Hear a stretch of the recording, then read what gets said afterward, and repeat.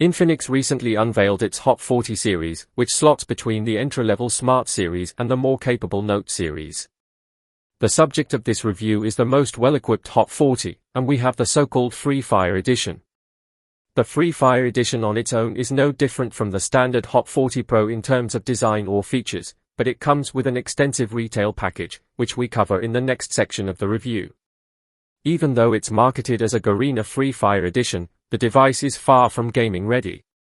It's more of an affordable entry-level device that offers an alternative to the popular Xiaomi Redmi series, for example, or Samsung's low-end A lineup.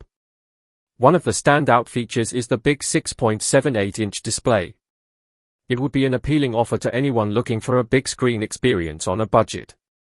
It may be LCD, but it offers an adequate 1080p resolution as opposed to some similarly priced alternatives with 720p panels. The handset is powered by the Helio G99 chipset coupled with 8GB of RAM and 128GB of internal storage by default, quite generous considering the sub-$200 price point. Not all phones offer 8GB of RAM, even in the mid-range segment. Other noteworthy features include a 108MP main camera capable of recording 1440p videos, which the Helio G99 allows. Many competitors cap a 1080p video recording.